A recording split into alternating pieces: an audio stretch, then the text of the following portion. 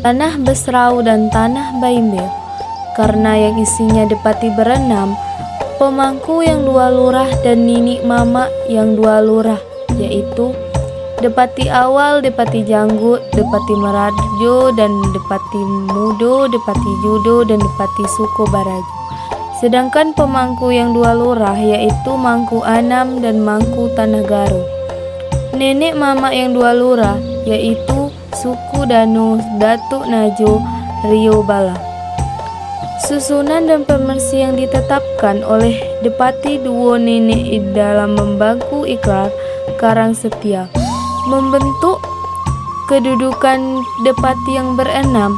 Pemangku yang 2 lurah dan nenek mama yang 2 lurah tersebut ini sebagai kedudukan pemangku-pemangku adat tersebut. Di atas ini disebut dengan secara kedudukan di tanah Besrau dan tanah Baimbel. Pemangku-pemangku adat inilah yang menurut adat yang telah dipakai dalam tanah Baimbel. Karat tidak boleh dicabut dan jarang tidak boleh disusut. Diasak layu dicabut mati. Inilah salah satu isi ikrar duduk 2 nenek mama dalam tanah Besrau dan tanah Baimbel, dan dipakai sejak dahulu sampai sekarang. Sejarah ini kita ambil keterangan orang tua-tua di 4 desa Sungai Liuk, pembekuan Karangsitiani kira-kira pada abad ke-13 dan 14. Kemudian oleh karena itu, perkembangan masyarakat yang terus meningkat dan berkembang, maka mereka atas inisiatif dari Nenek Telaga Undang, maka diadakan pertemuan 6 nenek dalam sakti alam Kerinci yang bertempat di hamparan besar Rawang yang dinamakan pertemuan Depati 48, helai kain yang dinamakan pertemuan 3 di hilir 4 dan Rawang dan 3 di mudik dengan Rawang. Inilah kisah Sungai Liuk Selayan Pandan. Sungai Liuk terdiri atas 4 desa, di antaranya Desa Sungai Liuk.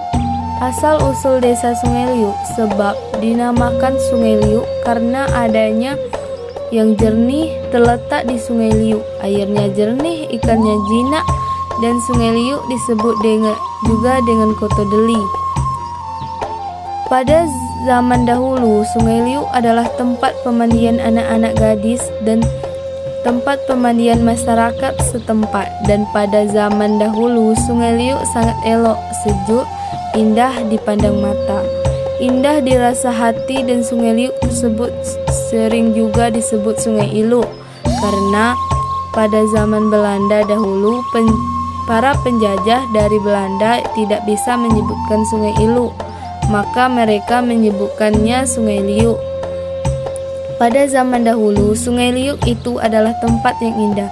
Keindahan Sungai Liuk yang bersih, sejuk, dan di tepi-tepi sungai dipenuhi oleh batu-batuan hitam yang menambah keindahan Sungai Liuk tidak pernah kering dan tetap indah sebagaimana biasa. Keindahan Sungai Liuk tidak pernah pudar karena hingga sekarang masih banyak tempat-tempat yang dapat kita kunjungi, bekas-bekas peninggalan dari nenek moyang.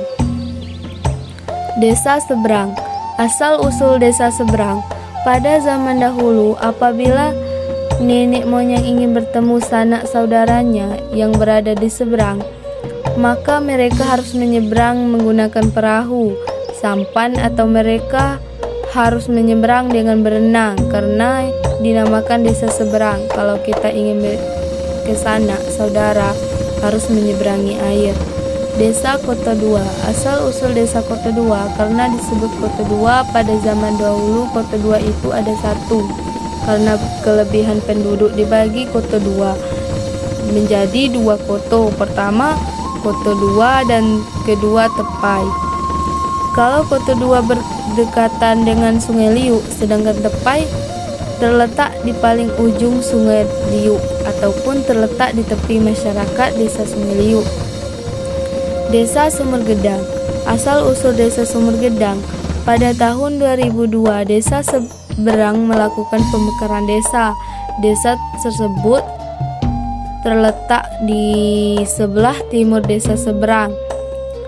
Di desa tersebut terdapat sebuah sumur yang besar atau gedang yang bertuah. Sumur ini yakni bisa menyembuhkan berbagai penyakit yang bisa disembuhkan seperti gatal-gatal.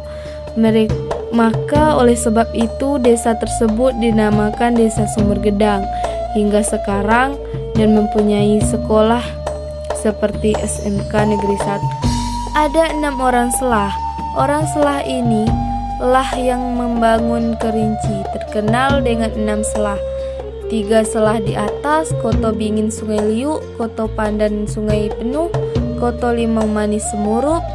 3 selah di bawah, Talang Lindung, Kemantan, Koto Jelantang Hiang, Tebing Tinggi, Senggarang Agung. Orang 6 ini dikepalai oleh nenek Koto Bingin yang bernama Selah Alim. Dari Bukit Kacolah beliau tempat tinggal yang baik. Nampak daratan Koto Bingin. Koto Bingin artinya koto yang diingini. Pasirnya putih, airnya jernih. Ikannya jinak, itulah nama Sungai Liuk.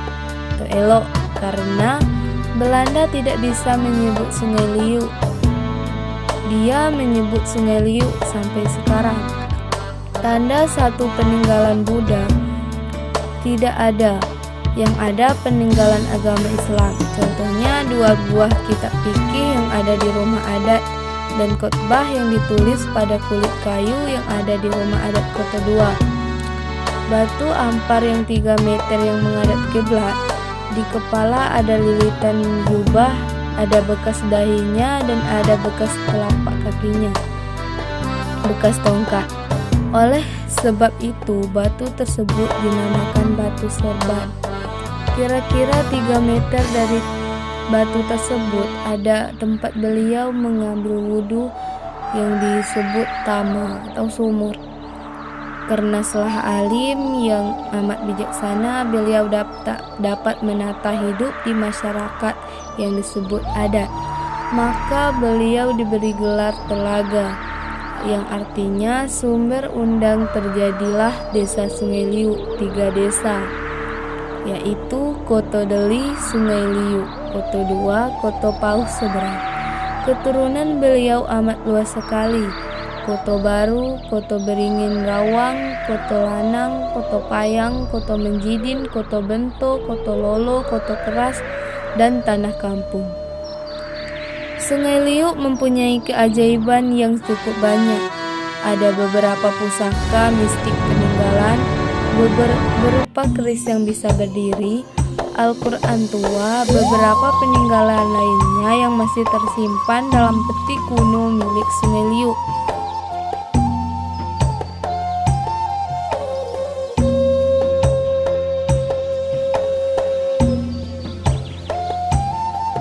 Cukup demikian cerita asal-usul dari saya tutup dengan wassalamualaikum warahmatullahi wabarakatuh.